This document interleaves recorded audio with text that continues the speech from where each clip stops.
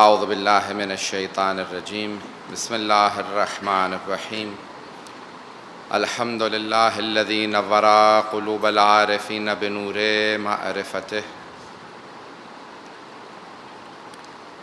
واثبت فؤاد انبیائہ واولیائہ بقصص الانبیاء والمرسلین وأكمل إيمان المسلمين والمؤمنين بولاية علي أمير المؤمنين عليه السلام.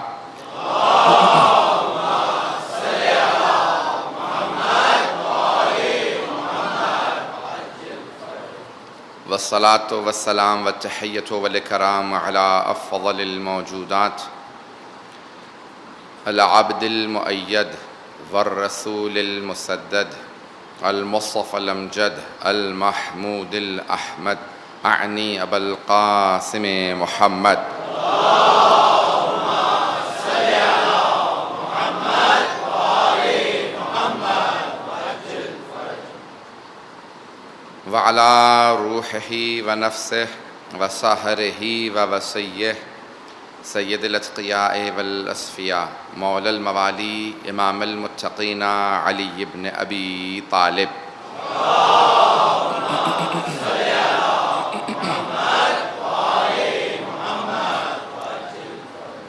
وعلی اوصیائہ لا سیما بقیۃ اللہ فی الارضین روحی وارواح العالمین لتراب مقدمہ الفدا واللعنة الدائمة على أعدائهم أجمعين من الآن إلى قيام يوم الدين. أما بعد فقد قال علي بن أبي طالب عليه الصلاة والسلام اللهم صل على محمد وآل محمد الحمد لله الذي لا تدركه الشواهد ولا تحويه المشاهد صدق مولانا علی بن ابی طالب. صلوات.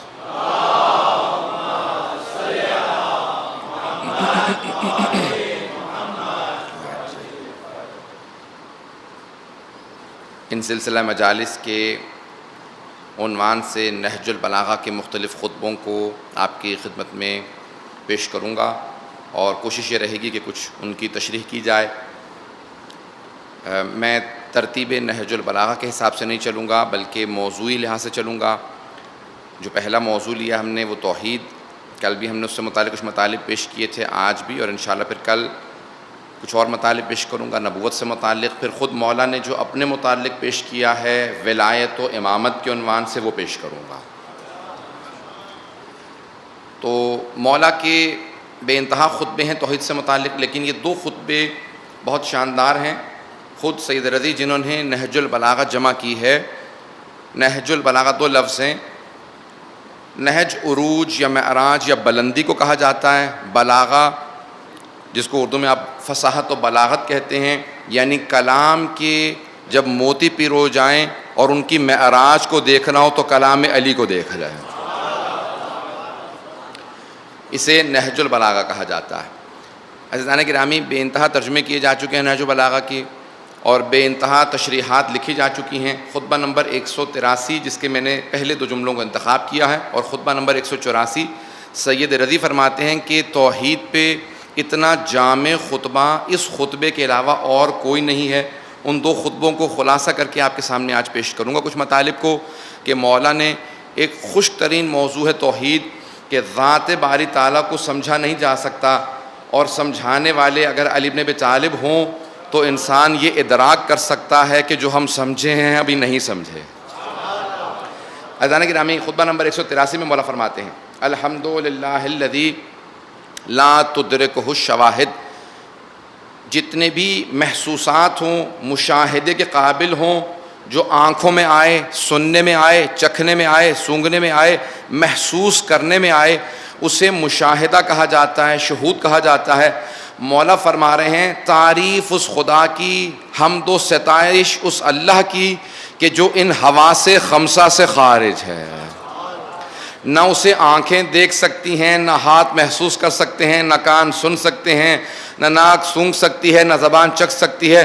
جو ان جتنے بھی شواہد ہیں، حواس خمسہ ہیں، 5 سینسز ہیں، اور انسان کی سینسز جسے کہا جاتا ہے، جو ان سے خارج ہو اسے اللہ کہا جاتا ہے۔ مولا فرما رہے ہیں آج کی سائنس کہتی ہے جو لیبارٹری میں نہ آ سکے، جس کو تجربہ نہ جس پہ کیا جا سکے، وہ موجود نہیں ہے۔ مولا فرما رہے ہیں جہاں سے تمہارا تجربہ ختم ہو جائے وہاں سے اس کی ذات شروع ہوتی ہے، کہ وہ خدا اتنا بالا تر ہے کہ تمہاری عقل، فہم و فراست میں نہیں آ سکتا۔ ولا تحویہ المشاہد کا، اور کوئی جگہ اسے لے نہیں سکتی، کسی جگہ میں اتنی صلاحیت نہیں ہے۔ مولا فرماتے ہیں جس نے جگہوں کو بنایا ہے وہ جگہ میں کیسے آ سکتا ہے، کیونکہ وہ اس وقت تھا جب جگہ نہیں تھی۔ جگہ بعد میں بنی ہے، وہ پہلے سے تھا۔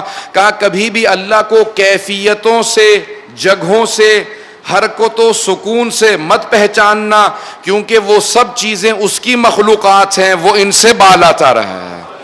اب بہت سے لوگ پریشان ہو گئے، میں تھوڑا سی اس کی تشریح کروں گا۔ عزیزان گرامی، مولا فرماتے ہیں حرکت و سکون، ہلنا جلنا یا نہ ہلنا، بالکل سکون سے بیٹھے رہنا، کہا یہ دونوں چیزیں کبھی نہ یہ کہا جا سکتا ہے کہ اللہ حرکت میں ہے، نہ یہ کہا جا سکتا ہے کہ وہ حرکت میں نہیں سکون میں ہے، کہا کیونکہ حرکت و سکون کے بنانے والے کا نام خدا ہے۔ کہ حرکت و سکون سے جو بالا تر ہے وہ اللہ۔ عزیزان گرامی تھوڑی توجہ کیجیے گا، موضوع بہت خشک ہے، جتنا سادہ اور آسان بنا کے میں پیش کر سکتا ہوں پیش کر رہا ہوں، سارے مجمع کی توجہ رہے۔ عزیزان گرامی، مولا فرماتے ہیں کوئی جگہ اللہ کا احاطہ نہیں کر سکتی، کیونکہ جگہیں اس نے بنائی ہیں۔ کہ ابھی لوگ اس کی مخلوقات کو نہیں سمجھے، اسے کیا سمجھیں گے؟ تو اسی خطبے کے اندر، خطبہ نمبر 183 میں مولا نے مثالیں پیش کی ہیں۔ مولا فرماتے ہیں کبھی تم نے چیونٹی کو دیکھا ہے؟ کہ بہت چھوٹی سی ہوتی ہے۔ کہ کبھی اس کی باریکیوں کو دیکھو کہ اللہ نے اس کو ٹانگیں بھی دی ہیں، چلتی بھی ہے، آنکھیں بھی موجود ہیں، کھاتی بھی ہے، سردیوں میں ذخیرہ کرتی ہے، گرمیوں میں جمع کرتی ہے، باریک باریک ٹانگیں ہیں، اتنا وجود کہ ان باریک ٹانگوں پہ اللہ نے ایسا اس کو استوار بنایا ہے کہ کبھی گرتی نہیں ہے۔ پتہ نہیں توجہ ہے یا نہیں، کبھی گرتی نہیں ہے، ان ٹانگوں پہ چلتی رہتی ہے۔ کبھی تصور کیا کہ وہ جو دانے جمع کرتی ہے اس میں سے کھاتی بھی ہوگی؟ جو دانہ اس سے بڑا ہے، اللہ نے اسے ایسے دانت دے رکھے ہیں کہ درانتی کی طرح سے دانے کو کاٹ کے چبا کے کھا بھی لیتی ہے، ہضم بھی کرتی ہے۔ کیا کبھی تم اس کو خود دیکھو تو تم کبھی سمجھ نہ پاؤ کہ اللہ نے اسے منہ بھی دیا ہے، آنتیں بھی دی ہیں۔ اتنا باریک بین ہے وہ خدا کہ اتنی چھوٹی سی مخلوق بنانا چاہے، جب بڑی مخلوق بناتا ہے تو ہاتھی بنا دیتا ہے، اگر اسی کو چھوٹا کر کے بنانا چاہے تو چونٹی بنا دیتا ہے۔ کہا نہ اس کی بڑی مخلوق کو سمجھ سکتے ہو، نہ اس کی چھوٹی سی مخلوق کو سمجھ سکتے ہو۔ کہا اور اگر تم دیکھو گے تو کتنی مماثلت پائی جاتی ہے بڑی اور چھوٹی مخلوقات میں۔ ایک مچھر اور ہاتھی دونوں کی سونڈ ہوتی ہے، وہ اس سے خون چوستا ہے اور وہ اپنا پانی وہاں سے اسی اپنی سونڈ کے ذریعے لیتا ہے۔ کہ اللہ نے مخلوقات میں مماثلت بنائی ہے، لیکن وہ جو اللہ کے منکر ہیں مخلوقات کو سمجھے نہیں، اس کا انکار کر دیتے ہیں۔ عزیزان گرامی، چونٹی سے متعلق مولا نے کتنی تفصیل دی ہے اس خطبے کے اندر۔ عزیزان گرامی، ابھی چند برسوں پہلے ایک تحقیق سامنے آئی، اور میں امریکہ کا ایک چینل دیکھ رہا تھا نیوز کا، کہ اس پہ نیوز بنائی انہوں نے اور دکھائی کہ ابھی بہت بڑے ایک سائنسدان نے دریافت کیا ہے کہ چیونٹیاں آپس میں کمیونیکیشن کرتی ہیں، گفتگو کرتی ہیں، کلام کرتی ہیں۔ یہ اب 2 برس پہلے ایک آدمی 17-18 سال سے چیونٹیوں پہ تحقیق کر رہا تھا، اس نے دریافت کیا کہ نہیں، یہ صرف ایسے جانور نہیں ہیں کہ جن کو کچھ پتہ نہ ہو کہ کیا ہو رہا ہے، یہ ایک دوسرے سے کمیونیکیٹ کرتی ہیں۔ کہا میں نے مسلسل خوردبینیں لگا کے دیکھا ہے، یہ رابطہ کرتی ہیں۔ نہیں توجہ عزیزان گرامی، یہ رابطہ کرتی ہیں۔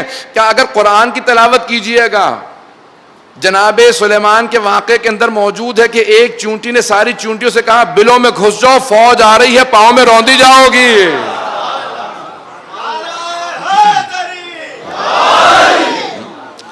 کہ انسان ابھی تک ادراک نہیں رکھتا، فہم و فراست نہیں رکھتا۔ جو سائنس کے مسائل آج حل ہو رہے ہیں عزیزان گرامی، ان بہت سے مسائل کو اگر ان کے پاس قرآن ہوتا اور اہل بیت کی احادیث ہوتی، محمد و آل محمد کے فرامین ہوتے، تو عزیزان گرامی یہ ہم سے زیادہ اور زیادہ ترقی کرتے، کیونکہ ان کے پاس وہ قرآن، وہ نہج البلاغہ، وہی صحیفہ سجادیہ نہیں ہے، جس کی وجہ سے یہ آج تک دم بخود ہیں کہ ہماری کتابوں میں وہ تمام مسائل اس زمانے میں بتائے گئے ہیں۔ عزیزان گرامی، مولا چونٹی کی مثال دیتے ہیں، اس کے بعد پھر کہتے ہیں اور اگر تم دیکھو ایک چھوٹی سی ٹڈی ہوتی ہے، مولا فرماتے ہیں اگر اس کو دیکھو تو عجیب و غریب مخلوق ہے، درانتی کی طرح سے اس کے دانت چلتے ہیں، سارے کے سارے زراعت کرنے والے اپنی فصلوں کو ان سے بچانا چاہتے ہیں، لیکن اگر ایک مرتبہ حملہ آور ہو جائے تو کہا کتنی فصلوں کو اجاڑ دیتی ہے، کہا اتنی چھوٹی سی مخلوق ہے، کہا اللہ کی چھوٹی چھوٹی مخلوقات کو سمجھنے سے قاصر ہو، ذرا غور تو کرو وہ کتنا لطیف و خبیر ہے۔ آئیے ذرا میں تھوڑی سی بات کو آگے بڑھاؤں گا۔ مولانا نے ایک اور خطبے کی طرف اشارہ کیا اور کہا کہ تم نے کبھی غور کیا روح کیسی ہوتی ہے، کتنی لطیف ہوتی ہے؟ لطیف کہتے ہیں وہ چیزیں کہ جو ہاتھ میں نہ آتی ہوں، نظر نہ آتی ہوں، انسان صرف محسوس کر سکتا ہے، اسے لطیف کہا جاتا ہے۔ انگریزی میں سٹل کہتے ہیں، اب اردو محدود ہے، بہت سے الفاظ جب ڈکشنری میں دیکھیں تو وہ تشریح کر دیتے ہیں لیکن اس کا متبادل لفظ نہیں دیتے۔ تو عزیزان گرامی، اب اللہ کے ناموں میں سے ایک نام ہے وہ لطیف، اللہ لطیف ہے، خبیر ہے، اللہ لطیف ہے۔ اور اس نے کہا کہ بہت سی چیزیں لطیف ہیں، ہوا ہاتھ میں نہیں آتی ہے، انسان محسوس کر سکتا ہے کہ ہوا چل رہی ہے، اور جب ہوا چل رہی ہوتی ہے تو آپ کو دیوار کے پیچھے سے بھی، دروازے کے پیچھے سے آواز یا اس کے چلنے کے آثار بتا رہے ہوتے ہیں کہ ہوا چل رہی ہے، دیکھ نہیں رہے لیکن آثار بتا رہے ہیں ہوا چل رہی ہے۔ مولا فرماتے ہیں کبھی تم نے غور کیا کہ ایک روح جو ایک بچے میں ہوتی ہے، تھوڑی سی توجہ کیجیے گا، کہ ایک روح جو ایک بچے میں ہوتی ہے وہ بچہ بطن مادر میں ہے، کا دو روحیں ہیں، ایک ماں کی روح اور ایک وہ بچہ جو اس ماں کے بطن میں ہے اس کی روح کا۔ کبھی غور کیا کہ وہ بچہ بطن مادر میں مر جاتا ہے، کبھی دیکھنے میں آیا کہ باہر سے کسی فرشتے نے کہا ہو ایک روح جو باہر ہے رک جائے، دوسری روح جو بطن کے اندر ہے وہ میرے ساتھ چلے؟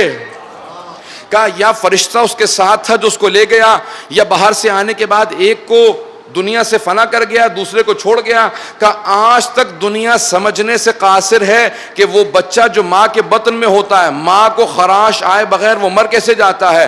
کہا ابھی تک لوگ روح کو نہیں سمجھے، روح کے خالق کو کیا سمجھیں گے؟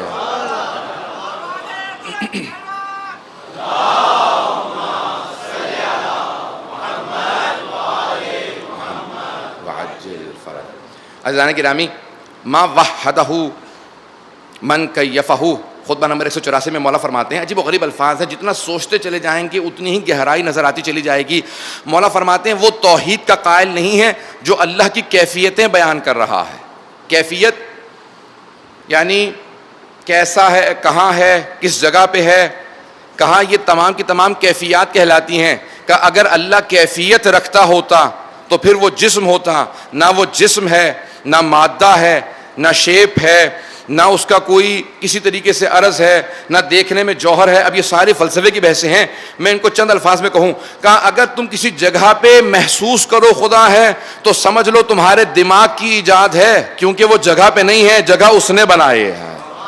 اگر محسوس کرو کہاں ہے اور سوچنے لگو تو رک جانا، کیونکہ جہاں تم اس کی ذات سے متعلق، اس کے وجود سے متعلق سوچو گے تو ایک ایسا سمندر ہے، غرق ہو جاؤ گے، کبھی باہر نہیں آ سکو گے۔ اس کی ذات سمجھ سے بہت بالا تر ہے، اس کا وجود سمجھ سے بہت بالا تر ہے۔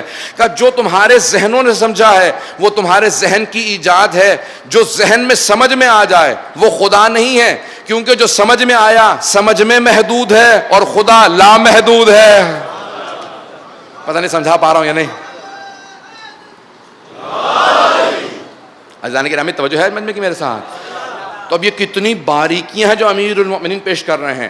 کہا جو تمہارے ذہن میں آیا ہے وہ تمہارے ذہن کی ایجاد ہے، ذہن میں محدود ہے، جو محدود ہو وہ خدا نہیں ہو سکتا کیونکہ خدا لامحدود ہے۔ بس جتنا سمجھتے جاؤ یہ کہتے چلے جاؤ کہ لیسا کمثلہ شیء، کوئی شے اس جیسی نہیں ہے۔ عزیزان گرامی اگر امیر المؤمنین یہ تمام ابعاد نہ سمجھاتے، یہ تمام کی تمام کیفیتیں نہ سمجھاتے تو کوئی دنیا میں سمجھ نہیں سکتا تھا۔ آئیے ذرا میں کچھ اور زاویے پیش کرنا چاہتا ہوں خطبے کے برائے خوشنودی محمد و آل محمد صلوات۔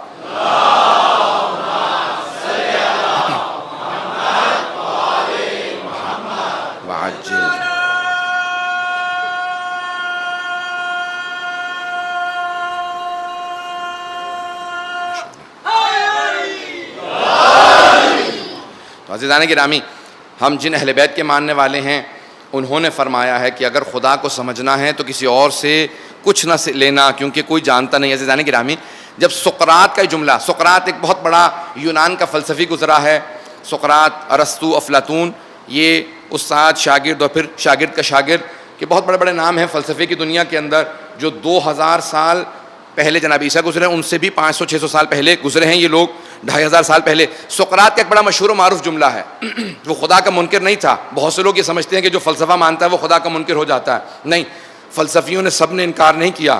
بہت سے فلسفے جن کے دماغ خراب ہو گئے اور وہ سمجھ نہیں پاتے ہیں، انہوں نے وہ منکر خدا ہو گئے۔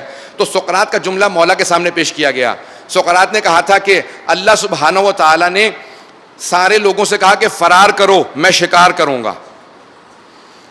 کہا این المفر، انسان فرار کر کے جائے تو کہاں جائے؟ شکار کرنے والا ہر جگہ پہ محیط ہے، ہر جگہ اس کے قبضے میں ہے، وہ جگہ سے باہر ہے، جگہ محدود ہے، وہ لامحدود ہے۔ وہ کہتا ہے فرار کرو، میں شکار کروں گا، تو این المفر، فرار کی جگہ چھوڑی ہی کہاں اس نے؟ یہ سقراط کا جملہ، وہ کہتا ہے فرار کی جگہ چھوڑی ہی کہاں اس نے؟ ہر چیز پہ اس کا احاطہ ہے، تو وہ کہتا ہے فرار کرو، میں شکار کروں گا۔ فرار کر کے جائیں کہاں؟ تو بہت بڑا ایک فلسفے کا مسئلہ تھا جو لوگ حل نہیں کر پا رہے تھے۔ ایک مرتبہ مولا کے سامنے ایک آدمی نے آ کے سوال کیا کہ یا علی، اگر اللہ انسان کی کمینگاہ میں ہو، انسان کے اوپر احاطہ کیے ہو اور کہے فرار کرو، میں شکار کروں گا، تو این المفر، فرار کی جگہ کہاں ہے؟ مولا نے کہا ان کان کذا، اگر ایسا ہو، اولاً تو ایسا ہے نہیں، اللہ شکار کے لیے نہیں نکلا، وہ ارحم الراحمین ہے۔ میں کیسے پیش کر پاؤں اس کو؟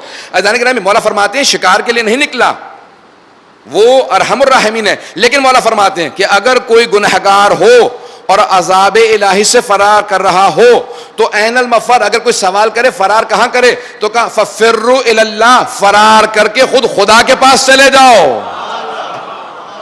بہت سے لوگ پہنچ گئے۔ تھوڑی سی تشریح کروں گا نوجوانوں کے لیے خاص طور سے۔ مولا فرماتے ہیں فرار کر کے خدا ہی کے پاس چلے جاؤ۔ عزیزان گرامی، اگر آپ کسی جانور کے شکار کے لیے، مثال کے طور پہ ہرن کے شکار کے لیے جائیں، آپ شکار کرنے کے لیے اس کے پیچھے بھاگتے رہیں، کوشش کرتے رہیں، اچانک وہ ہرن سب جگہ کو چھوڑ کے آپ ہی کے پاس خود آ جائے، تو پھر آپ اسے شکار نہیں کریں گے، آپ کہیں گے اس نے مجھ سے پناہ لے لی ہے، کیونکہ اس نے مجھ سے پناہ لے لی ہے، اب میں اس کا شکار نہیں کروں گا، میں اسے پناہ دوں گا، اب یہ میری پناہ میں آ چکا ہے۔ مولا فرماتے ہیں کہ اگر یہ محسوس کرو کہ تمہارے گناہ بہت بڑھ گئے ہیں، تمہیں اللہ سے فرار کی ضرورت ہے، تو پھر فرار کر کے اللہ ہی کے پاس پناہ لے لو۔ مولا فرماتے ہیں اسی کے پاس پناہ لے لو، کیونکہ اس سے بڑا کوئی پناہ دینے والا نہیں ہے۔ کہ فرار کر کے اللہ کے پاس جاؤ کہ پروردگارہ فرار کر سے تجھ سے تیرے ہی پاس پناہ لینے کے لیے آیا ہوں، کہ اس سے بڑا کوئی پناہ دینے والا نہیں ہے۔ عزیزان گرامی، یہ وہی سمجھا سکتا تھا جس نے توحید کو سمجھا۔ عزیزان گرامی، جب مولا نے دیکھا نا کہ خانہ کعبہ کے غلاف کو پکڑ کے ایک آدمی بار بار رو رو کے کہہ رہا ہے پروردگارہ میرا گناہ بہت بڑا ہے، تو مجھے معاف نہیں کر سکتا، تو مولا نے کہا تیری ماں تیرے غم میں بیٹھے۔ کہا یا علی، آپ مجھے بد دعا دے رہے ہیں کہ میں مر جاؤں؟ میں تو توبہ کر رہا ہوں۔ کہا کہ نہیں، تو توحید کا انکار کر رہا ہے۔ کہا یا علی انکار کیسے؟ میں تو خدا سے مخاطب ہوں کہ پروردگارہ میرے گناہ اتنے بڑے ہیں کہ تو معاف نہیں کر سکتا۔ کہا کہ تو نے توحید کا انکار کر دیا، تو نے قرآن نہیں پڑھا؟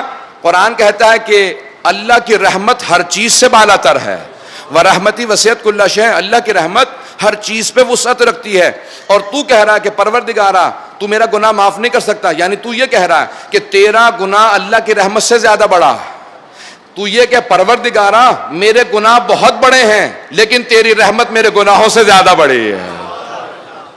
عزیزان گرامی، اگر رحمت کو سمجھایا ہے، عظمت الہی کو سمجھایا ہے، تو امیر المؤمنین نے سمجھایا کہ مولا نے اس انداز سے۔ عزیزان گرامی، آئیے ذرا دیکھیں اس خطبے کے اندر کتنے فراز پائے جاتے ہیں کہ مولا نے کن کن زاویوں سے انسان کو اللہ کی عبودیت کے لیے دعوت دی ہے۔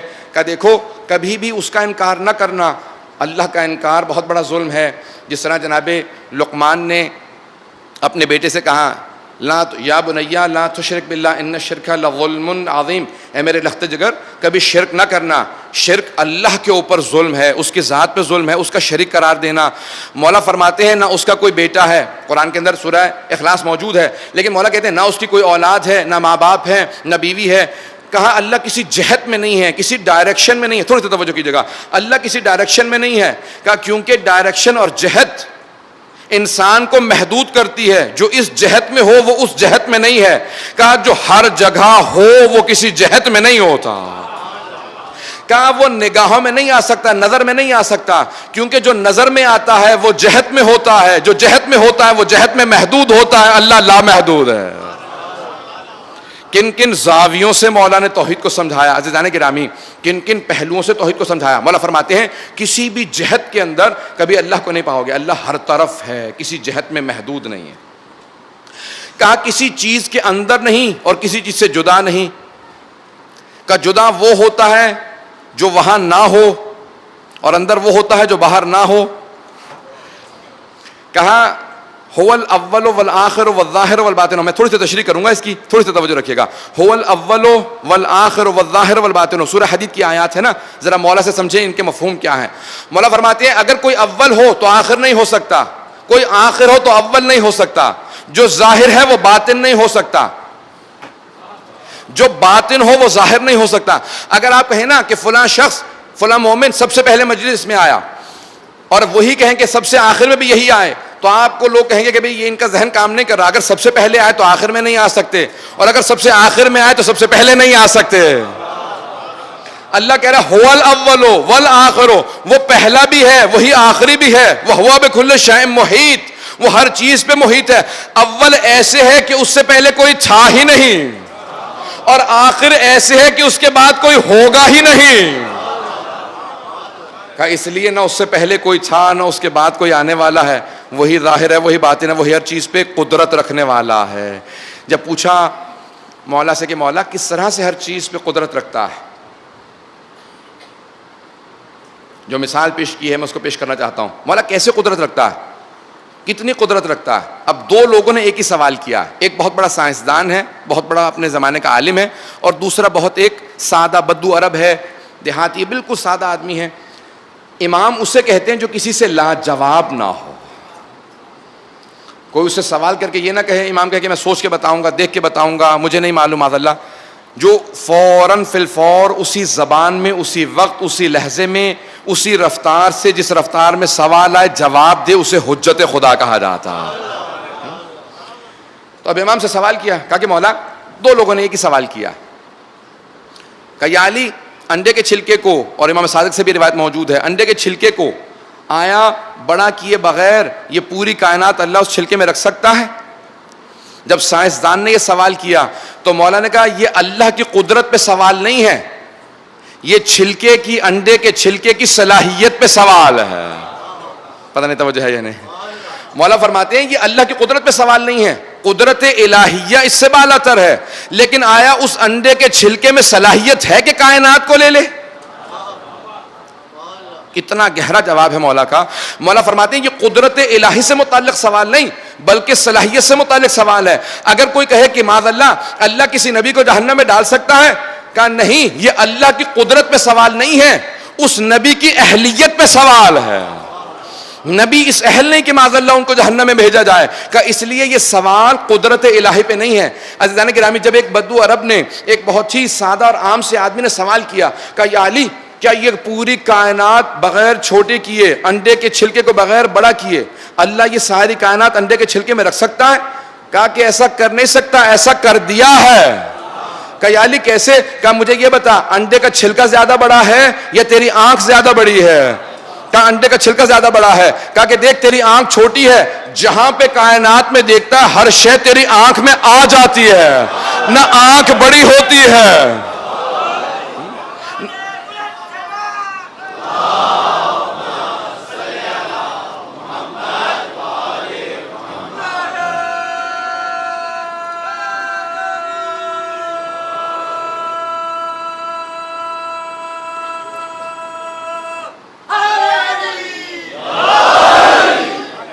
غور فرمائے عزیزان گرامی، مولا فرماتے ہیں نہ اللہ نے کائنات کو چھوٹا کیا نہ تیری آنکھ کو بڑا کیا، یہ ساری کائنات آنکھ میں موجود ہے۔ کہ پھر بھی بتا کیا خدا کا منکر رہے گا؟ عزیزان گرامی، کن کن زاویوں سے مولا نے توحید کو سمجھایا، کن کن پہلوؤں سے توحید کو سمجھایا۔ کہ کبھی خبردار منکر خدا نہ ہونا. ایک ملحد زندیق مولا کی بارگاہ میں آیا, کہا یا علی کیا فائدہ اتنی عبادت کا, 1000 رکعت نماز کا, مسلسل روزے رکھنے کا, ہمیشہ فاقے کرتے رہنے کا, اتنی دولت کما کے سارے باغات کو آپ فقراء مساکین میں تقسیم کر دیتے ہیں, ہمیشہ پرانا سادہ لباس پہنے رکھتے ہیں اور جوتیاں آپ کی بالکل ٹوٹی ہوئی ہیں, اتنی سختیاں برداشت کرنے کا کیا فائدہ, نہ آخرت ہے نہ خدا. مولا نے کہا ایک لحظے کے لیے اگر میں تجھے صحیح مان لوں تو مرنے کے بعد تیرا اور میرا حال کیا ہوگا, کہ ہم دونوں برابر ہیں کیونکہ کوئی خدا نہیں کوئی آخرت نہیں. مولا نے کہا اچھا اب ذرا ایک لحظے کے لیے یہ مان لے کہ تو غلط ہے اور میں صحیح ہوں. پتہ نہیں بات پہنچا پایا ہوں یا نہیں. مولا نے کہا دیکھ ایک لحظے کے لیے اگر تو صحیح ہوتا تو مرنے کے بعد ہم دونوں برابر ہیں کیونکہ کچھ ہے ہی نہیں. میں نے اتنی زحمتیں کی, تو نے اتنے گناہ کیے, مرنے کے بعد دونوں برابر کیونکہ خدا نہیں ہے آخرت نہیں ہے. لیکن اگر میں صحیح ہوا اور تو غلط ہوا, اب ذرا ایک لحظے کو سوچ مرنے کے بعد ہم دونوں کا کیا ہوگا. کہا یا علی مجھ پہ عذاب ہوگا, آپ قسیم الجنت والنار ہوں گے, دوزخ کو جنت کا تقسیم کرنے والے آپ ہوں گے. مولا نے کہا کیا فیصلہ کیا, کہا یا علی مجھے اس دین پہ لے جائیں جس کے آپ پیشوا. عزیزان گرامی کون کہتا ہے کہ دین تلوار امیر المؤمنین سے پھیلا, دین علم امیر المؤمنین سے پھیلا, دین دانش و فضل امیر المؤمنین سے پھیلا, حکمت و دانائی سے پھیلا. عزیزان گرامی امیر المؤمنین نے دنیا کو توحید سمجھائی. جب ایک جنگ ختم ہوئی, جناب ختم مرتبت نے اپنے سارے صحابہ سے کہا کہ جتنے بھی جنگی قیدی ہیں نا ان سب کو بٹھا کے اسلام سکھاؤ. تو سب نے سکھانا شروع کیا. کسی ایک نے سمجھانے کی کوشش کی, غصے میں آ گئے, کہا کہ میں تمہیں قتل کر دوں گا اگر تم نے توحید کو نہ مانا. پیغمبر اسلام نے کہا اس کو روک دو, ابھی رک جاؤ, ابھی اسے قتل مت کرنا. کہا یا رسول خدا بہت دیر سے سمجھا رہا ہوں, ماننے کے لیے تیار نہیں. کہا رک جاؤ. کہا یا علی اب آپ کی باری ہے. پتہ نہیں توجہ ہے یا نہیں. رسول خدا نے کہا یا علی اب آپ کی باری ہے, اسے جا کے دین سکھائیے. اب وہ ایک مرتبہ گھبرانے لگا, کانپنے لگا کہ میدان جنگ میں علی تمام کفار و مشرکین کی آنکھوں کا خار تھے, سب خوف کھاتے تھے, صرف مولا نگاہوں سے دیکھتے تھے تو ان کا پتا پانی ہو جاتا تھا. کہ ابھی تک تو دوسرے افراد آئے تھے, اب تو شیر خدا آ گئے ہیں.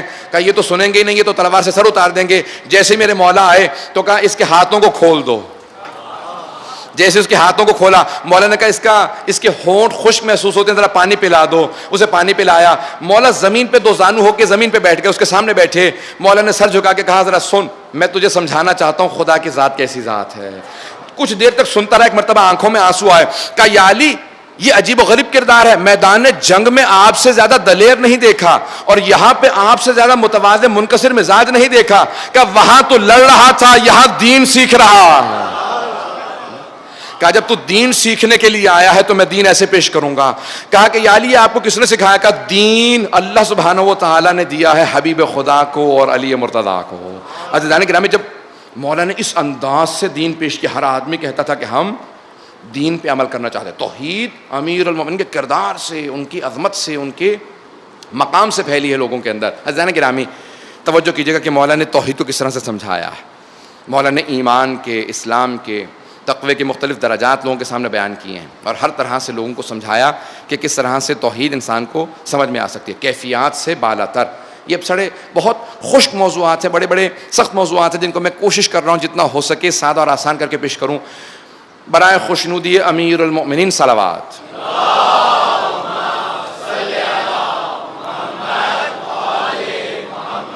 وعجل فرج. عزیزان گرامی امیر المؤمنین نے نہج البلاغہ ہی صرف دیکھ لیجئے تو توحید پہ اتنے خطبے دیے اور ان خطبوں کے اندر اللہ سبحانہ و تعالیٰ کی اس طرح سے ثنا کو پیش کیا, حمد بجا لائے ہیں کہ اور کوئی اس طرح سے حمد باری تعالیٰ کر ہی نہیں سکتا, کیونکہ کسی کو اس طرح توحید سمجھ میں ہی نہیں آ سکتی جیسی جناب ختم مرتبت کو. اب یہاں پہ ایک جملے کو کہہ کے آگے بڑھوں گا, مولا کے اس خطبے کو پیش کروں گا.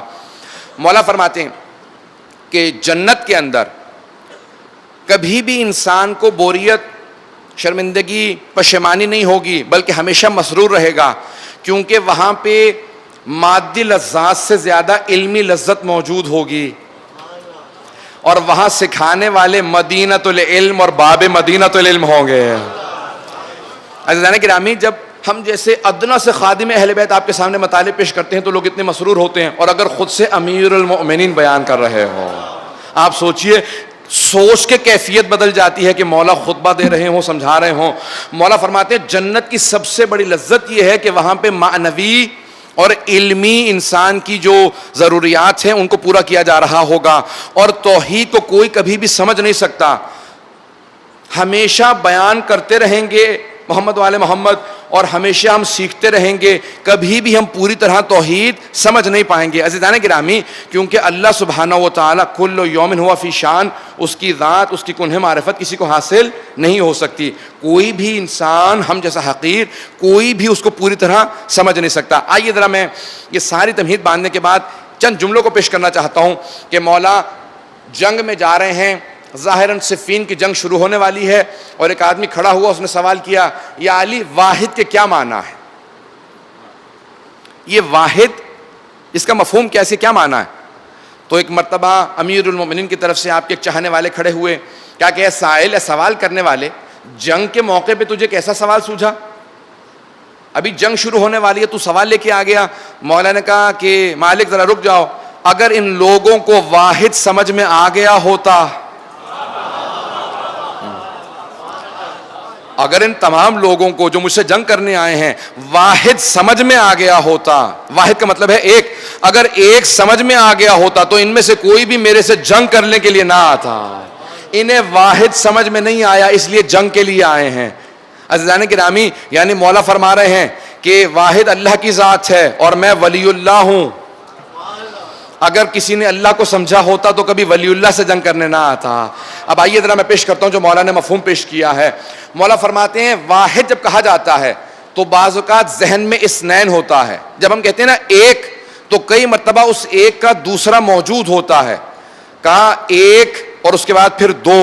کہا جب بھی ایک ذہن میں آئے اور اس کے ساتھ دو آئے تو کہا ایسا ایک اللہ نہیں ہو سکتا، کیونکہ اس کا کوئی دوسرا نہیں ہے. یہ صرف امیر المومنین سمجھا سکتے تھے. مولا فرماتے ہیں گنتی کے اعداد میں کبھی بھی اللہ کو مت لے کے آنا. جو گنتی میں آئے وہ خدا نہیں ہے، جو گنتی سے بالا تر ہو وہ خدا. عزیزان گرامی، علمی موضوعات ہیں. مولا فرماتے ہیں ایک جب بھی اس کا دو موجود ہو تو نہیں. کہا کہ یہ اللہ کے لیے جائز نہیں. کہا ایک جس کے اعضاء اور جوارح سوچ میں آتے ہوں، کہا وہ اللہ پہ جائز نہیں. توجہ ہے مجھ میں کہ میرے ساتھ؟ مولانا فرماتے ہیں کہ وہ ایک جس کے اعضاء و جوارح، جب کہتے ہیں نا ایک، یہ فلاں ایک آدمی ہے، اس کا سر ہے، ہاتھ ہے، پاؤں، ٹانگیں، سب کچھ جسم. کہا جب کہو ایک اور اعضاء و جوارح ذہن میں آتے ہوں تو کہا وہ خدا نہیں ہو سکتا، کیونکہ وہ جسم و جسمانیت سے منزہ ہے. کہا اور جب ایک کہو ذہن میں نہ دو آتا ہو اور نہ کوئی اور آتا ہو، وحدہ لا شریک آتا ہو، اور وہ ایک احد کے مترادف ہو جس میں نہ جسم کا تصور ہو نہ اس کا کوئی ثانی ہو، تو وہ ایسا واحد ہے جو صرف وحدہ لا شریک ہے. مولا فرماتے ہیں اللہ کے علاوہ اور کوئی نہیں ہے، کیونکہ اس کا کوئی ثانی نہیں ہے، اس کا کوئی دوسرا نہیں ہے. کہا کہ اللہ سبحانہ و تعالیٰ نے اپنی مخلوقات کے اندر کچھ ایسے اپنے بندے خلق کیے ہیں کہ جن کو دیکھنے کے بعد یقین ہو جاتا ہے کہ خدا ہے. جب اس کے بندے ایسے ہیں تو خالق کیسا ہوگا. اور یہ اشارہ اہل بیت علیہ السلام کی طرف ہے. عزیزان گرامی، توحید کی جتنی بھی پیچیدگیوں کو پیش کیا جائے، جتنی باریکیوں کو پیش کیا جائے، آئیں ذرا میں آپ کے سامنے مولا کی زبان سے کچھ دعاؤں کو پیش کروں گا اور اس کے بعد پھر انشاءاللہ مصاحب کی طرف آ جاؤں گا. کس طرح سے اہل بیت علیہ السلام نے، امیر المومنین نے توحید کو سمجھایا. عزیزان گرامی، ظلم کے باوجود، ظلم برداشت کرنے کے باوجود جو توحید کا انکار نہ کرے وہ سب سے بڑی علامت ہے اللہ کے وحدہ لا شریک ہونے کا. جتنا شدت سے اہل بیت علیہ السلام پہ ظلم کیا گیا، اس کے باوجود بھی وہ سجدے کرتے نظر آتے ہیں، وہ اس کی تسبیح بجا لاتے نظر آتے ہیں. میں مولا کی زندگی سے کچھ باتیں پیش کرنا چاہ رہا ہوں، اور انشاءاللہ کیونکہ خوش موضوع تھا، ایک دو واقعات تاکہ نوجوانوں کی توجہ میرے ساتھ رہے. بچوں اور نوجوانوں کے لیے خاص طور سے یہ ایک یا دو واقعات پیش کروں گا. صلوات پڑھیں مولا امیر المومنین کی خوشنودی کے لیے.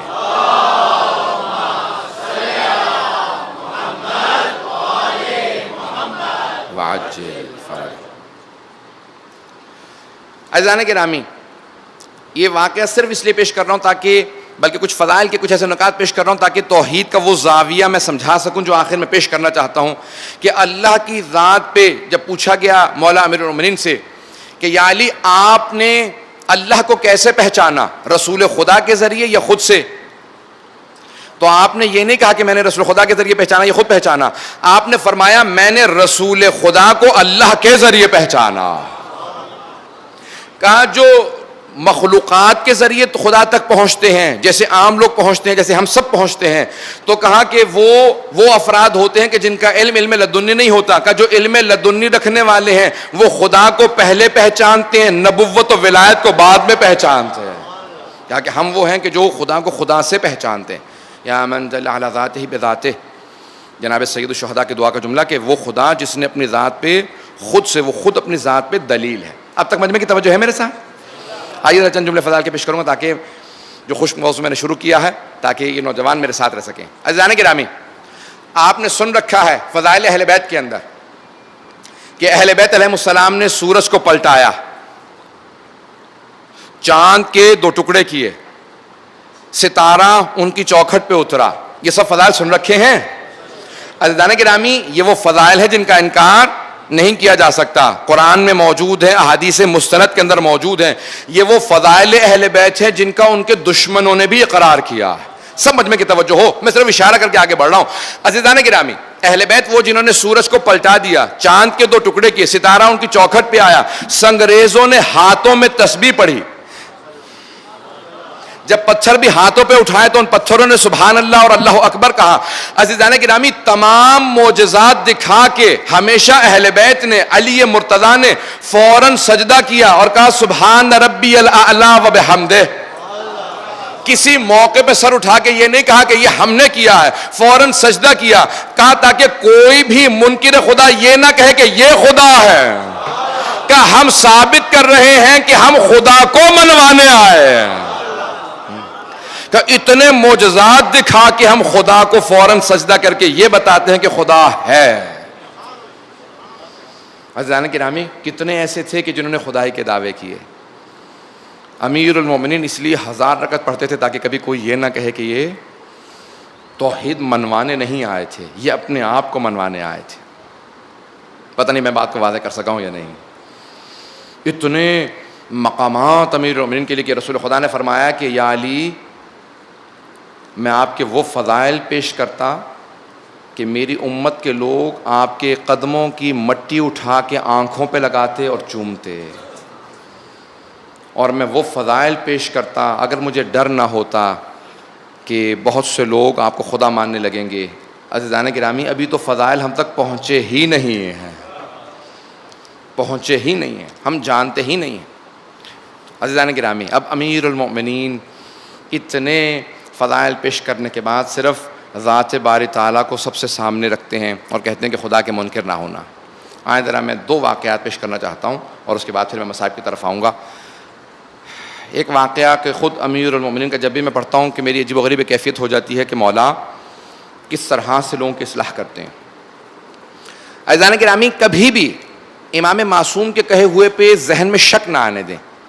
مولا کا ایک فرمان ہے کہ اس آدمی کو میرا سلام ہے کہ جو لوگوں کے سامنے وہ چیزیں پیش نہ کرے جس کا وہ انکار کر دیں.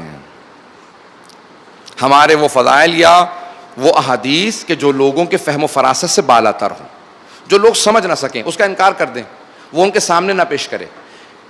جیسا انسان مقام دیکھتا ہے ویسا ہی اس کے حساب سے مطالب پیش کرنے چاہیے. عزیزان گرامی, ایک پہلی کلاس کے بچے کے سامنے کبھی ایسا ہوتا ہے کہ میٹرک کا جو سلیبس ہے وہ استاد پڑھانے لگے, یا میٹرک کے بچے کو کبھی ایم اے کی تعلیم دینے لگے, کیونکہ جانتا ہے کہ انسان جتنی صلاحیت رکھتا ہے ویسے ہی مطالب پیش کرنے ہیں.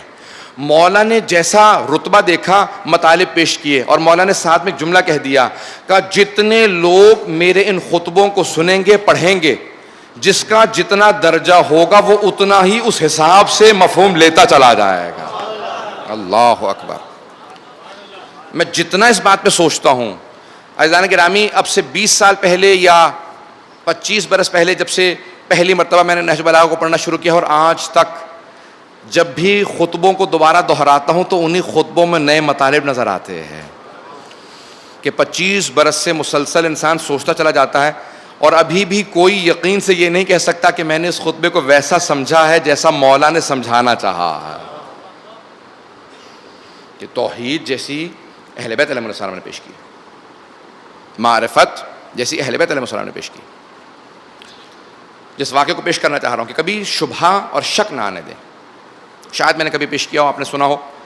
عزیزان گرامی، مولا نماز پڑھا رہے ہیں مسجد کوفہ میں، اور آپ کے بہت سے چاہنے والے آپ کے پیچھے نماز پڑھ رہے ہیں. کوفے میں سب اپنے چاہنے والے نہیں تھے، ہر طرح کے لوگ موجود تھے. جب نماز مکمل ہوئی، مولا نماز پڑھا کے جا رہے تھے، یا بیت الشرف جا رہے تھے، یا اپنے باغات کی طرف جا رہے ہوں گے. ظہر کے بعد کا وقت تھا. جب باہر نکلے تو دیکھا کہ آپ کا ایک صحابی چاہنے والا، اس نے کوئی ایک ظرف کے اندر دہی رکھی ہوئی تھی، اس کو دیکھا، اٹھایا، دیکھا اس پہ ایک نشان بنا ہوا جیسے کسی نے کچھ کھا لیا ہو. تلاش کرنے لگا تو دور سے اس کی ایک نجس جانور پہ نگاہ پڑی، اور اس نجس جانور کے کتے کے منہ پہ ایک نشان بنا ہوا تھا جیسے اس نے دہی کھائی ہے. وہ پھینکنے لگا. مولا نے کہا رک جا، یہ دہی پاک ہے. توجہ ہو مجمع کی میرے ساتھ. مولا نے کہا رک جا، دہی کو مت پھینکنا، یہ دہی پاک ہے. کہا یا علی، آپ آگے تھے، میں پیچھے تھا، جب میری نگاہوں کے اندر نہیں آیا کہ یہاں پہ کس نے اس دہی کو کھایا ہے تو آپ کو کیسے معلوم؟ مولا نے کہا اپنے امام پہ شک نہ کر، جب میں کہہ رہا ہوں تو اس دہی کو لے جا، یہ دہی پاک ہے. اس نے پھر بھی سنا نہیں، دہی کو پھینکا اور گھر چلا گیا. کچھ ہی دنوں بعد وہ بکرا ذبح کر رہا تھا، ہاتھوں میں چھری تھی، خون بہ رہا تھا، اور خون بہتا ہوا کپڑوں پہ لگ چکا تھا. اچانک آواز آئی قتل ہو گیا، قتل ہو گیا. دوڑتا ہوا گیا کہ کیا ہوا؟ ہاتھوں میں چھری تھی، خون بہ رہا تھا. پتہ نہیں توجہ ہے یا نہیں. مجمع نے دیکھا، کہا کہ قاتل تم ہی ہو. اب گھبرا کے اس نے کہا کہ اگر میں انکار کروں گا تو مجھے جان سے مار دیں گے. کہا ہاں میں ہی قاتل ہوں. سب نے پکڑا، کہا کہ چلو اس کو امیر المومنین کی بارگاہ میں لے چلو. جیسے ہی پہنچا میرے مولا نے مسکرا کے دیکھا، کہا کہ میرے فیصلے پہ شک کرنے کا نتیجہ دیکھا. جب میں نے فیصلہ کر دیا تھا شک نہ کرتا. کہا مولا آپ کا اس دن کا فیصلہ آج سمجھ میں آیا. مولا نے کہا یہی میں اس دن سمجھا رہا تھا، ظاہر کچھ ہوتا ہے، باطن کچھ ہوتا ہے. غور فرمائے جانے کے نام. مولا نے کہا اس ظاہر کو دیکھ کے کبھی فیصلہ نہیں کر لینا چاہیے، تو وہ نہیں جانتا جو میں دیکھ رہا ہوں. عزیزان گرامی، ہمارے امام علیہ السلام نے ہمیں وہ مقامات سمجھائے ہیں کہ کہا کہ کبھی توحید کا انکار نہ کرنا. جو چیزیں سمجھ میں نہ آئیں، قضاء و قدر کی وہ باریکیاں جو اس خطبے میں ہیں. خطبہ نمبر 184 گھر جا کے پڑھیے گا اگر موقع ملے، دیکھیے گا اس خطبے کو. مولا نے اس کے بعد قضاء و قدر کے کچھ فیصلے پیش کیے ہیں. قضاء و قدر ایک ایسا امر ہے کہ اللہ آیا ہر چیز تقدیر میں لکھ دیتا ہے اور ہم وہی کچھ کرتے ہیں جو ہماری تقدیر میں لکھ دیا گیا ہے، یا نہیں ہماری کوششوں، ہماری دعاؤں کا کچھ نتیجہ ہوتا ہے جس سے ہماری تقدیر بدلتی بھی رہتی ہے. اب یہ توحید سے متعلق بحثیں ہیں. عزیزان گرامی، یمحو اللہ ما یشاء ویثبت وعندہ ام الکتاب قرآن کی آیت ہے. مجمع سننا چاہ رہا ہے تھوڑی سی دیر اور؟ تو عزیزان گرامی، اب یہ قضاء و قدر کی چیزیں ہیں جو بہت سے آج تک مسلمانوں میں چل رہا ہے کہ ہماری تقدیر میں لکھا ہے، سب کچھ پہلے سے لکھ دیا ہے، اس لیے ہمیں کچھ نہیں کوشش کرنی چاہیے. بہت سے مسلمان کہہ دیتے ہیں یزید کو برا نہیں کہنا چاہیے، اللہ نے اس کی تقدیر میں لکھا تھا وہ قاتل حسین ہے، اس کا کیا قصور، اللہ نے تقدیر میں لکھ دیا تھا. مولا فرماتے ہیں خبردار، اپنے گناہوں کی نسبت خدا کی طرف مت دینا. وہ تمہاری تقدیر میں گناہوں کو نہیں لکھتا. کہا اس نے ارادہ بھی دیا ہے، اختیار بھی دیا ہے. تقدیر میں بہت سی چیزیں ہیں، لیکن یمحو اللہ ما یشاء ویثبت وعندہ ام الکتاب، وہ تقدیر لکھتا بھی ہے، مٹا بھی دیتا ہے. ام الکتاب اس کے پاس ہے. تمہارے کردار کی وجہ سے نیکیاں بھی کرتے ہو، برائیاں بھی کرتے ہو. یہ خدا نے تقدیر میں نہیں لکھا. علم الہی میں ہونا اور چیز ہے اور انسان کی تقدیر میں ہونا اور چیز ہے. اللہ کو معلوم ہے میں کیا کروں گا، اس نے مجھے مجبور نہیں کیا وہ کام کرنے پہ. اللہ کے علم میں ہونا اور مجبور کرنا دونوں چیزیں برابر نہیں ہیں. اب بہت سے لوگ خاموش ہیں، شاید میں بات پہنچا نہیں پایا. مثال کے طور پہ ایک استاد کلاس روم میں کہے یہ 2 بچے فیل ہو جائیں گے، یہ نہیں کہ میں انہیں لازماً فیل کروں گا. ان کا تیاری نہ کرنا، ہمیشہ تاخیر سے آنا، ہمیشہ کلاس کے اندر توجہ سے نہ سننا، آپس میں باتیں کرتے رہنا، شرارتیں کرتے رہنا، ان کے آثار بتا رہے ہیں یہ فیل ہوں گے. میں زبردستی فیل نہیں کروں گا. عزیزان گرامی، امتحان ہوتا ہے، شاید ایک بچہ ناکام ہو جائے، ایک نے تیاری کر لی اور پاس ہو جائے. اب استاد کہتا ہے کہ میں صرف آثار دیکھ کے بتا رہا تھا، یہ استاد دیکھ کے بتا رہا تھا. اللہ کہہ رہا ہے میرے علم میں کوئی حد نہیں ہے، لامحدود ہے. میں دیکھ کے بتاتا ہوں، یہ نہیں کہ میں مجبور کرتا ہوں. مجبور کرنا اور ہے، علم الہی میں ہونا اور. پتہ نہیں میں سمجھا پایا ہوں یا نہیں پایا. عزیزان گرامی، مولا فرماتے ہیں قضا و قدر کا انکار نہ کرنا، لیکن کبھی بھی اپنی کاہلی سستی کو تقدیر الہی کا نام مت دینا. مولا ایک کچی دیوار سے ٹیک لگا کے بیٹھے ہوئے تھے کہ دیوار جھکی ہوئی تھی، گرنے لگی تو مولا اٹھے اور ایک طرف ہو گئے. تو ایک منافق گزر رہا تھا، کہ یا علی تقدیر الہی سے فرار کر رہے ہیں؟ تو مولا نے کہا نہیں، میں قضائے الہی سے قدر الہی میں پناہ لے رہا ہوں. اتنی گہری، یہ صرف امیر المومنین فرما سکتے ہیں. یہ باریکیاں صرف علی ابن ابی طالب سمجھا سکتے ہیں. مولا نے کہا کہ یاد رکھو، جب بھی کوئی سختی دیکھو نا اپنی زندگی کے اندر، یہ نہ کہو یہ عذاب الہی ہے، ہمیشہ کہو کہ پروردگارہ اگر کسی گناہ کا اثر ہے تو اس گناہ کو معاف کر دے، اور اگر آزمائش ہے تو مجھے کامیاب کر دے. پتہ نہیں بات واضح کر پا رہا ہوں یا نہیں. اب آج بہت سے لوگوں نے تقدیر کا نام دے کے ہر چیز کے اندر کہ نہیں پاکستان کی تو تقدیر میں دہشت گردی ہے، ایسا کوئی مسئلہ نہیں ہے. دہشت گردوں کو قصوروار ٹھہرائیں، تقدیر الہی کا مسئلہ نہ بنائیں. اللہ کبھی وما ربک بظلام للعبید، میرے حبیب آپ کا رب کسی پہ ظلم نہیں کرتا. اس خطبہ نمبر 184 کے اندر مولا نے توحید کو سمجھایا، قضاء و قدر کو سمجھایا، صفات الہیہ کو سمجھایا، اللہ کی مخلوقات کی اتنی مثالیں پیش کیں اور کہا کہ دیکھو وہ اللہ ان تمام مخلوقات سے بالا تر ہے. عزیزان گرامی، جب آپ اہل بیت علیہ السلام کی مثالیں دیکھتے ہیں نا، تو جناب سید الشہداء کا ایک جملہ پیش کروں، اس کے بعد پھر مصائب کی طرف آؤں گا. مولا فرماتے ہیں کہ جب اللہ کی عبادت میں آؤ تو اس طرح سے آؤ کہ اسے دیکھ رہے ہو. بہت بڑا جملہ ہے. اور جب کسی نے حضرت علی سے پوچھا کہ یا علی اتعبد ربا لم ترہ، کیا آپ ایسے رب کی عبادت کرتے ہیں جسے دیکھا نہیں ہے؟ تو مولا نے فرمایا لم اعبد ربا لم ارہ، میں نے آج تک اس خدا کی عبادت نہیں کی جسے دیکھا نہ ہو. اور وہ بہت پریشان ہوا کہ یا علی دیکھا ہے، کیسا ہے؟ کہا وہ ان آنکھوں سے نظر نہیں آتا، وہ ایمان کی آنکھوں سے نظر آتا. سید الشہداء فرماتے ہیں کہ جب عبادت الہیہ بجا لاؤ تو اس طرح سے کہ خدا کو دیکھ رہے ہو. کہا مولا اگر ایسا نہ کر سکیں تو کہا کم از کم یہ تو سوچو کہ اللہ تمہیں دیکھ رہا ہے. کہا یہ تو سوچو کہ وہ تمہیں دیکھ رہا ہے. جب اس کی بارگاہ میں آؤ تو یہ سوچ کے آؤ کہ اللہ تمہیں دیکھ رہا ہے.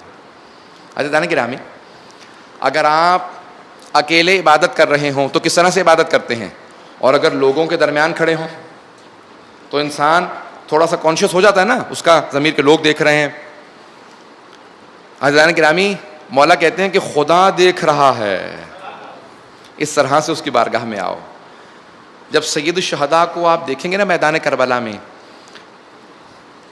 تو میدان کربلا میں ان کا بڑے سے بڑا دشمن اقرار کرے گا کہ ایسی نماز نہ دیکھی نہ سنی نہ پڑھی جیسی حسین ابن علی کی نماز. اور کیوں نہ ہو، یہ عبادت علوی کے وارث ہیں.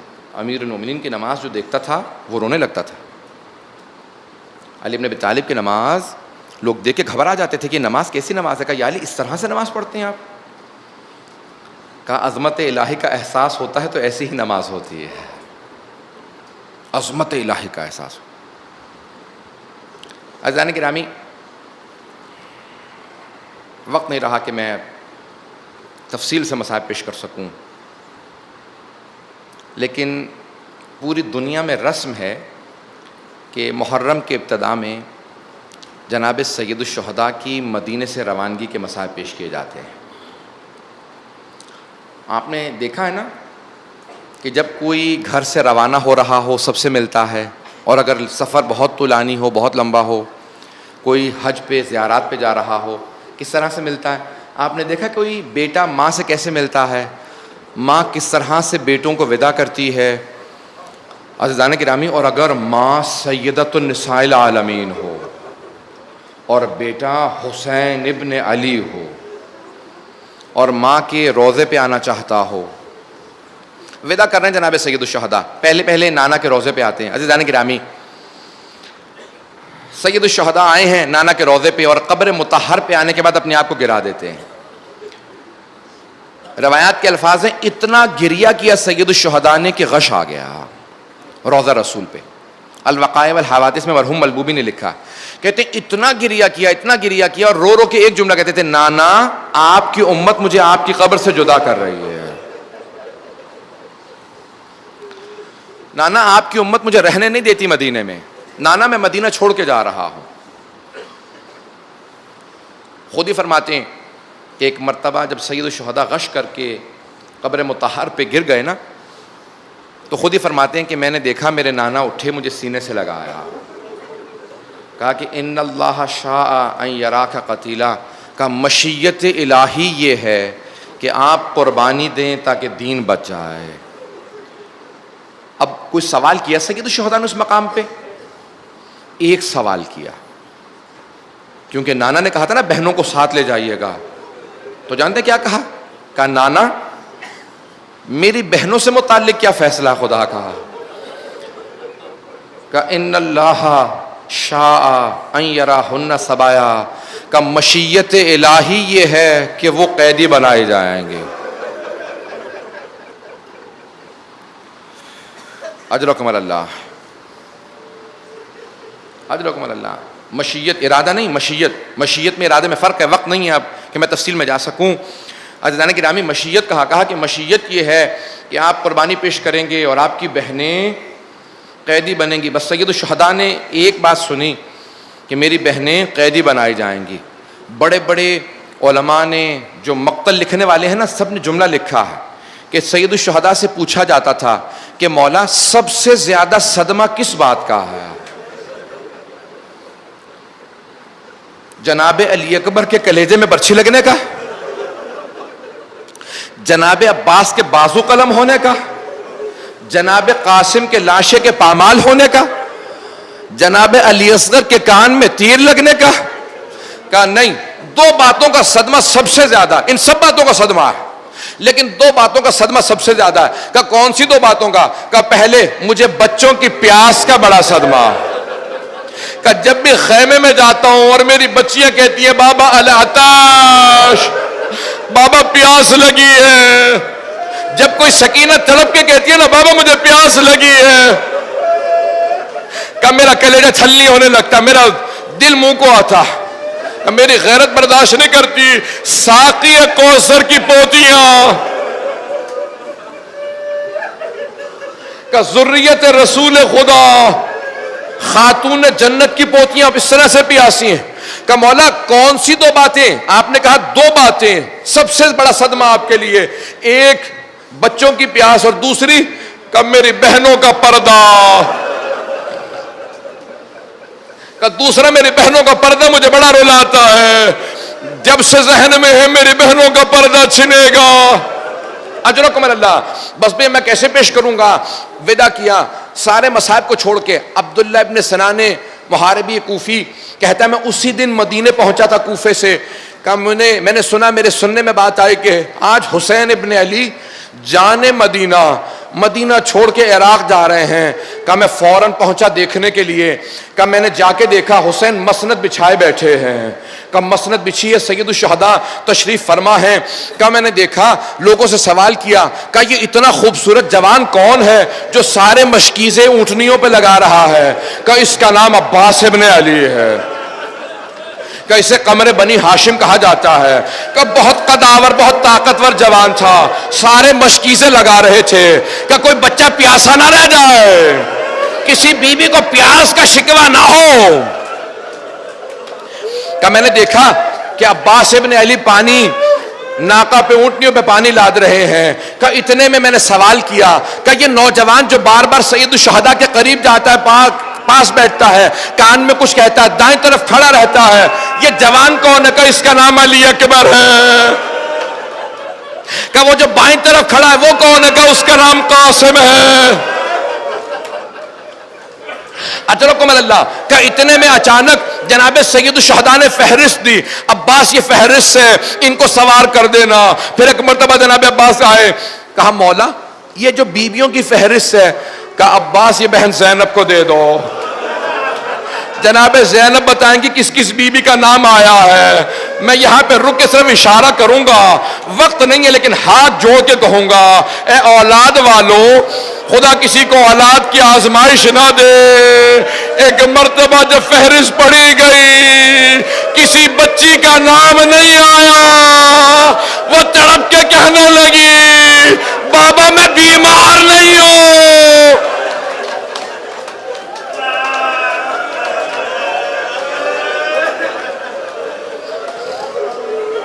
اجرکم اللہ۔ میں نے چھوڑ دیا، میں سارا آگے بڑھ رہا ہوں۔ آپ سنتے آئے ہیں نا ممبروں سے کہ ایک مرتبہ کسی بچی نے کہا بابا اماں رباب سے کہیں گے بچہ مجھے دے جائے، میرا دل بہلتا رہے گا۔ ایک مرتبہ جناب رباب سے بچے کو لیا، جناب سید الشہداء نے کہا نہیں اس کا نام ہے، کہا بابا میرے پاس رہنے دے۔ کہا اچھا اگر آپ کے پاس رکے تو پھر آپ کے پاس۔ ایک مرتبہ کان میں کچھ کہا، بچہ فوراً سید الشہداء کی گود میں آیا۔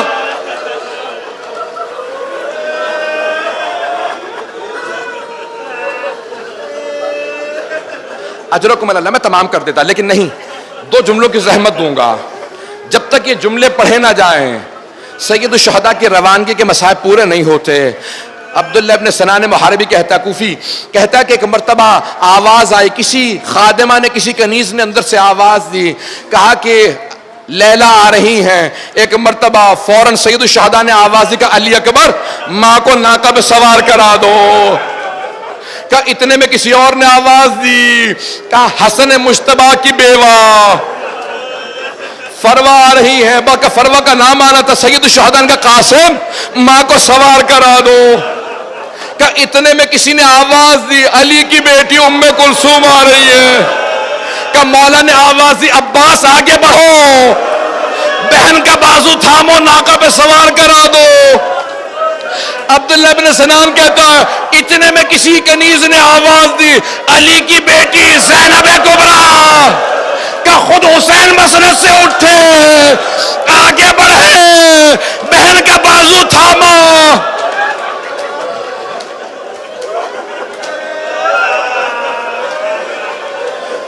اجرکم اللہ۔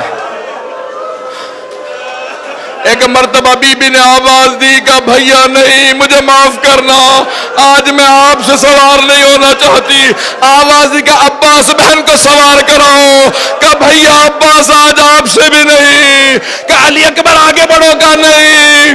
ایک مرتبہ کا اونو محمد ماں کو نالین پہناؤ، کہ اونو محمد رک جاؤ، بھیا مجھے آج وہ سوار کرائے جو 11 محرم کو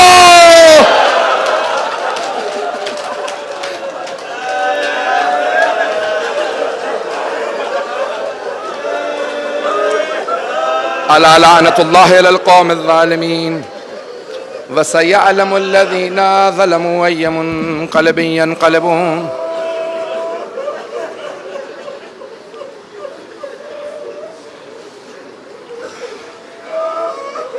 مختصر سے دعا کرواؤں گا۔ پروردگارا واسطہ بیبیوں کی اسیری کا، جناب امام زمانہ کا ظہور دیکھنا نصیب فرما، دشمنان اہل بیت کو نیست و نابود فرما، پروردگارہ جتنے افراد نے التماس سے دعا کی سب کی دعائیں مستجاب فرما، جو بے اولاد ہیں ان کو اولاد عنایت فرما، مقروضوں کے قرض ادا فرما، پریشان حالوں کی پریشانیاں دور فرما۔ پروردگارہ نجف کی، کربلا کی، سامرہ کی، کاظمین کی، بلد کی، شام کے تمام روضوں کی حفاظت فرما۔ پروردگارہ جنت البقیع تعمیر ہوتا دیکھنا نصیب فرما۔ پروردگارہ جو ہاتھ بلند ہیں کسی کو رد نہ فرما۔